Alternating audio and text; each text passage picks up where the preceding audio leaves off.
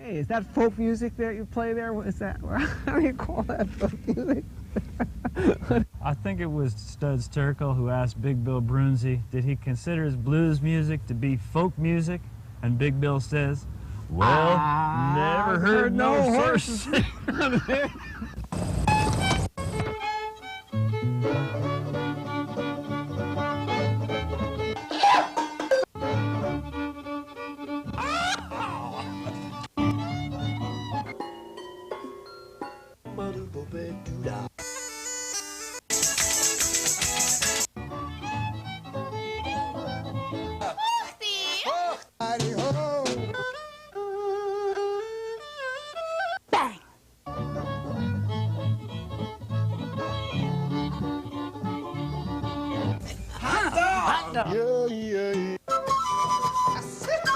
Don't hesitate. It could be your ticket to a new tomorrow.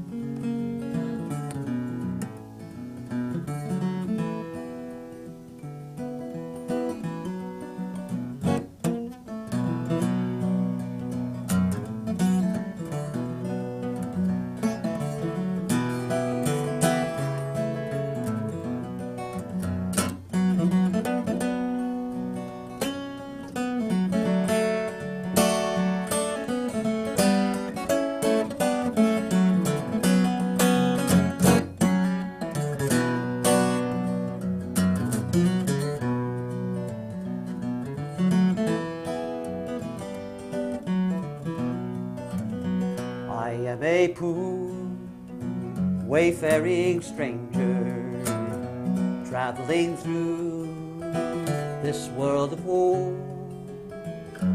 There's no sickness, no toil or danger in that bright world to which I go.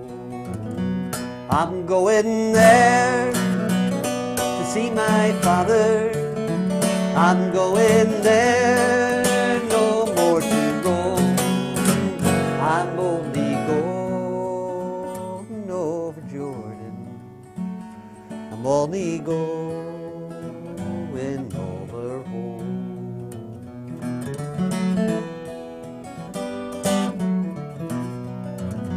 I know dark clouds will rise before me. I know the way is rough and steep, but beauteous fields lie just before me, where souls redeemed their vigils keep. I'm going there to see my mother. She said she'd meet me when I'd come. I'm only going over Jordan. I'm only going over home.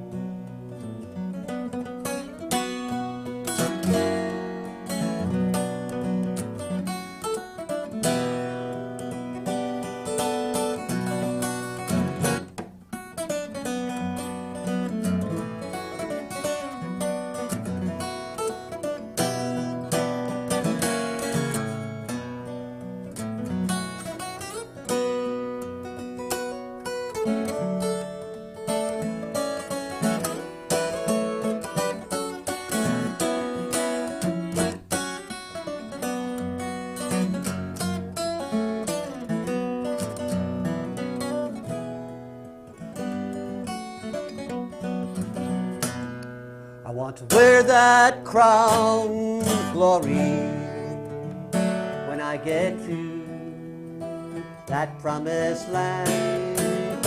I want to sing salvation's story in concert with that blood-washed band. I'm going there to see my Savior, to sing his praises evermore. I'm only going over Jordan. I'm only going over home.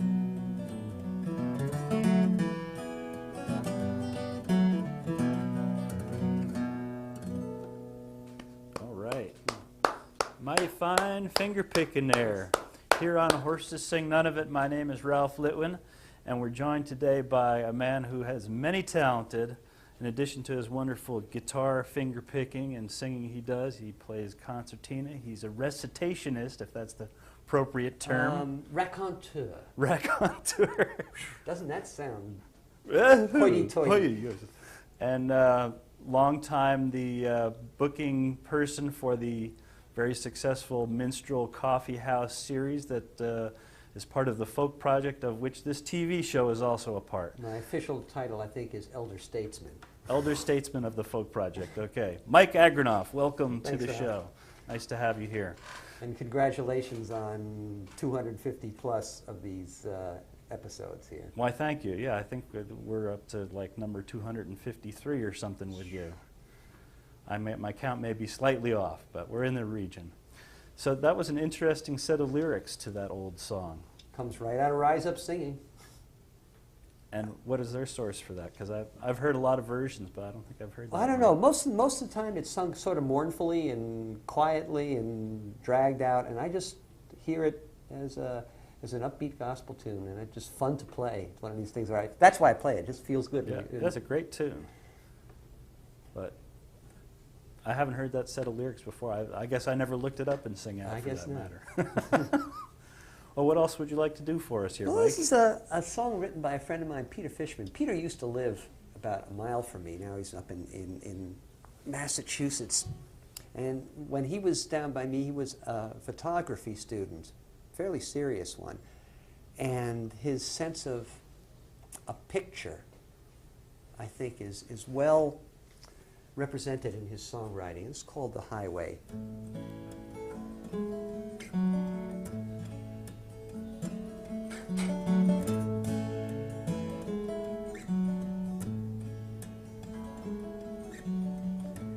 In a swamp along the highway, tall trees stand bare, stripped of bark, while overhead the herons build their nests, the trees grey light, the nests brown dark. The birds all wheel away in summer, each nest stands open to the weather, till in the spring, when heron flocks return to raise their families together. This is how the story goes now and then. If you listen, you can hear. We may meet again, knows where or when, with the turning of the year. We may meet again, who knows where or when, with the turning of the year.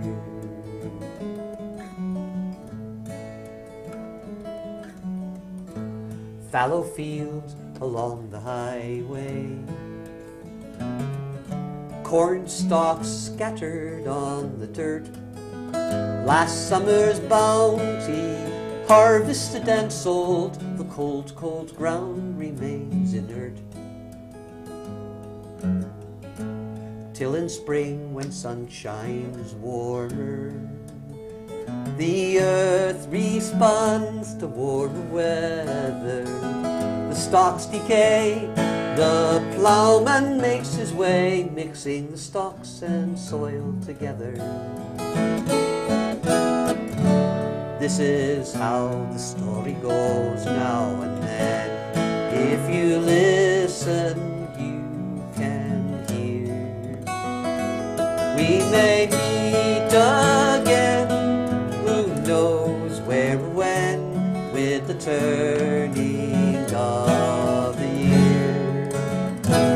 We may meet again, who knows where or when, with the turning of the year.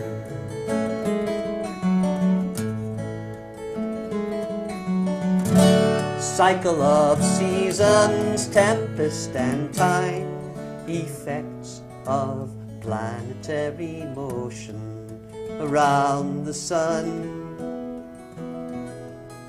The bluest blue moon still tugs the tides around the ocean. Drivers all along the highway, mostly on their way to work. They're weaving in and out across the lanes, this one polite, that one a jerk. Most like me work in some building completely cut off from the weather. And at day's end we barrel round the bend, all homeward bound, alone together. This is how the story goes now and then. If you listen, you can hear. We may meet again, who knows where or when, with the turning of the year. We may meet again, who knows where or when, with the turning of the year.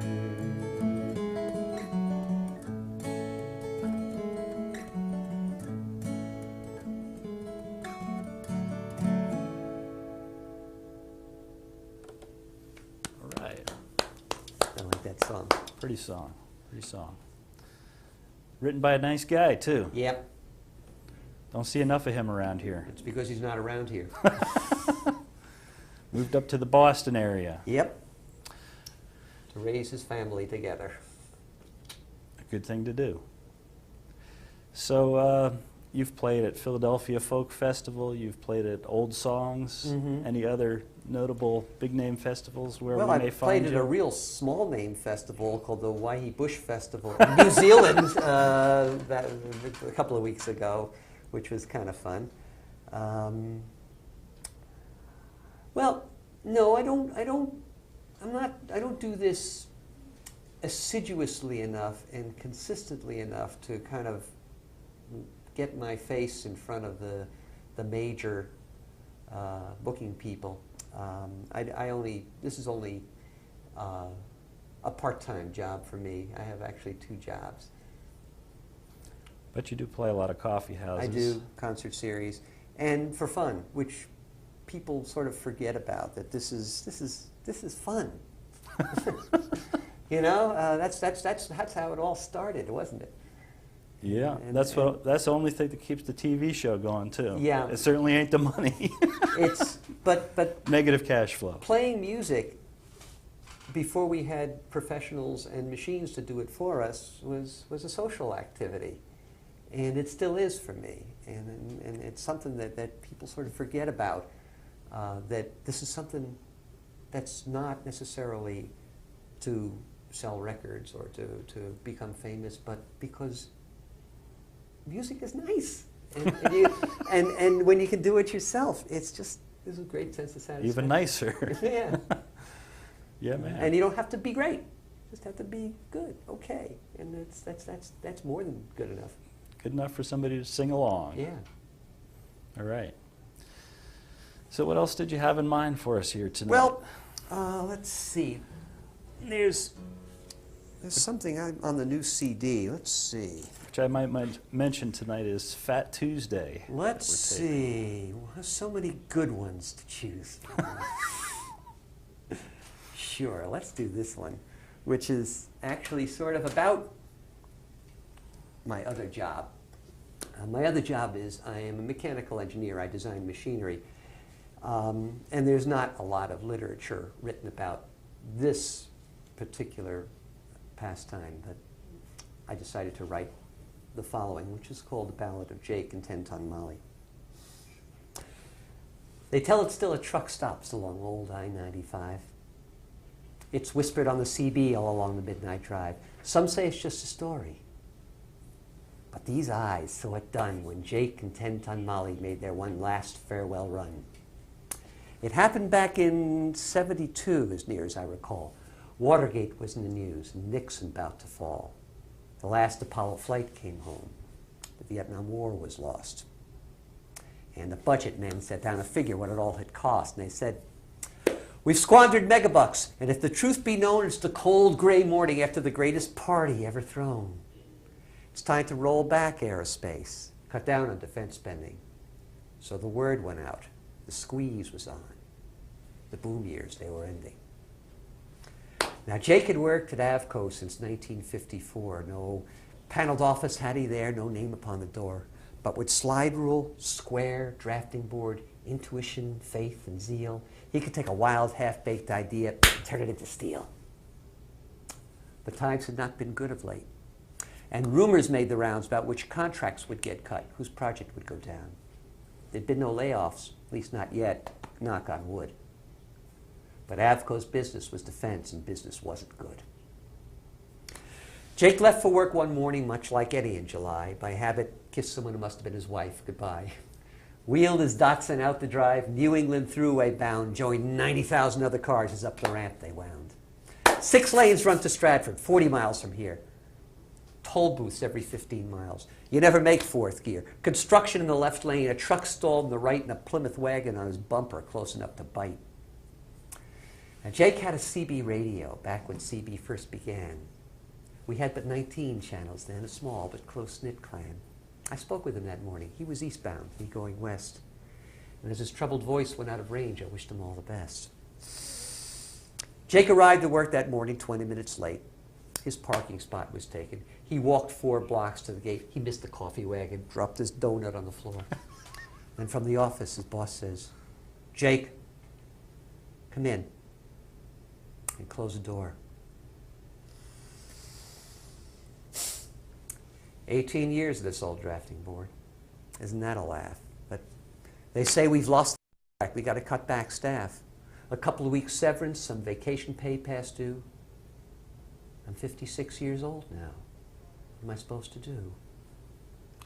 Get a cardboard box from shipping, pack up tools and books, wander the halls aimlessly, avoiding people's looks, make the rounds of friends and colleagues, shake hands as faces blur, and for last, let's go see Molly. What's to come of her? Poor old 10-ton Molly. What will become of her? Out the door, crossed the street out to the testing shed where Molly waited silently as if asleep or dead. Snapped the switch. Fluorescents bathed her in their cold blue light. "Hiya, girl. How you doing? Boy, you're a pretty sight." 20 tons of armor plate. A diesel heart inside. Caterpillar treads, each one 40 inches wide. Dully gleaming olive drab on flanks and turret gun. 1,600 horsepower. God, how she can run. I was there at your conception. I was midwife to your birth. My pencil was the implement that gave you life on earth. I know your insides inside out, each bolt and bearing cap. They say now you're superfluous and we'll melt you into scrap. Well, I'll climb inside you one last time, take the pilot's seat. Down the turret, dog the hatch. Controls at hands and feet, go through that old routine once more. Hydraulic pressure, go. Fuel tanks full, electrics charged. All gauges reach us so. And all of their own volition, his hands go through the routine. With no help from his brain, his eyes watch telltales turn to green, when suddenly a sound cuts through his dreaming like a knife, when with a whir from the hydraulics, the big diesel springs to life. "The hell am I doing?" Jake asked no one nervously. Molly didn't answer. She just purred contentedly. And then the weight slipped from his shoulder, and out his laughter rang and said, "Oh well, if I'm going to go, I'm going with a bang." He eased the lever into low, throttle up a crack. Molly hunched and started out, and Jakey settled back and grinning like a madman now without a fear or care. They blasted through the test cell walls if it wasn't there. Chain link fence loomed in their path, went down beneath the treads, a flashing glimpse of startled eyes and wildly turning heads out onto Main Street, Stratford, laughing madly as it just turned left onto the entrance ramp. New England Thruway, west. Jake cut on the supercharger and warning lights winked red. He swung into the passing lane and let her have her head. Ah, it really built you well, he crooned. You've turned out quite a lady. And the traffic scattered left and right as the tank bore down at 80. Where's that goddamn Plymouth that tailgated me this morning? I'll ram my cannon up his ass. Let that be fair warning. They came to the construction site. Squeeze right, the road sign said. And the road sign turned to flinders as Jake forged straight ahead.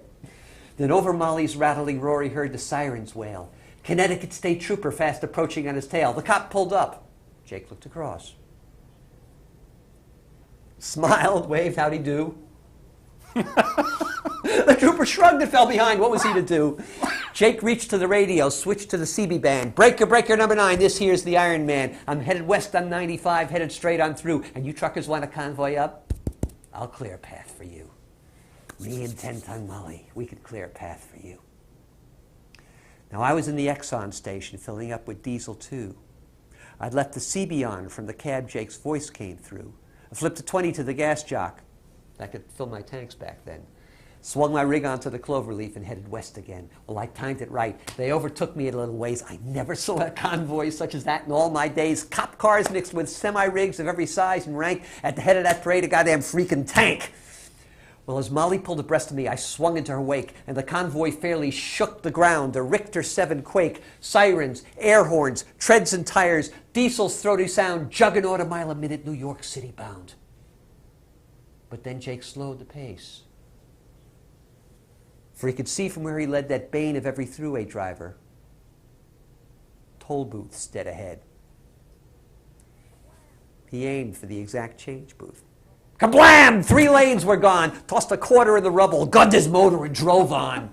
For 50 glorious miles went the triumphant cavalcade. Thruway to the Cross Westchester traveled the parade. And then Jake took Merritt Parkway south. That road was banned to trucks, so we peeled off, but the cops all followed, and we all wished him good luck. We followed him by CB long as he remained in range, till one by one we lost his signal. Man, it seemed so strange to stand beside the interstate with 50 other drivers. Strangers till an hour ago. Now comrades and survivors. We heard it by the grapevine. They drove on till at last at Times Square and 42nd Street they just ran out of gas. And the cops were very gentle as they led Jake off that day. They busted up 3 wreckers getting Molly towed away. Jake stood his trial, served some time. But while he was in jail, he took computer programming courses in the mail. Started writing video games. Even sold a few. Have you played that one where you're in a tank and the screen shows you a view of highway, cop cars, trucks, and toll booths, and you have to get through? They play that game at truck stops along old I-95. They drop their quarters in the slot down the road they drive. Some say it's just a video game. But these eyes saw it done when Jake and 10-ton Molly made their one last farewell run. All right. Woo-woo! Great. I love that story. Thank you. Fantastic. And you've become a little bit well-renowned for that story. It's been told by... Well, let's see, Bill Staines tells it. It's also been recorded by Mustard's Retreat and by myself as well. Beautiful. We should tell folks how to get in touch with you. Well, the website is www.folk... No, that's wrong. that's the horse's website. It's www.mikeagranoff.com. Get the spelling right. It's right over there. Or you can call Mike at 973-335-9489. Do it at polite hours, please. Please. And we just have time, I think, to take it out with this Okay, you got your guitar ready? I got it ready. You're going to sing something a cappella first, I take it. All right. I received an invitation to go to a funeral, but to my sad misfortune now the fellow didn't die. Of course the man was vexed at disappointing all the mourners, but then he apologized, and so he let the thing go by. To make up for disappointing us, he took us out and treated us. He bought a pint of porter for a company of 10. Until somebody asked him just whose money was he squandering. He put the fellow's eyelids into mourning there and then. Well, the owner of the beer shop, observing we were riotous, gave orders to evict us. but of course we all refused. So he whistled up some loungers who were loafing in the corner, and for 10 or 15 minutes we were thoroughly abused. And then we left the beer shop, and down the street did stagger, where a gang of corner boys commenced to pelting us with mud.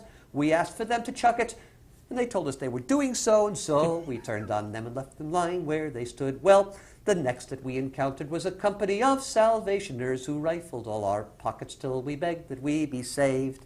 And little Mac McGinty got invited to the station for inquiring of a policeman how his ancestors behaved. To make McGinty's bail, every man took off his undershirt, and down to the pawn shop we brought the jolly lot. We told the man we wanted only 10 and 6 on him.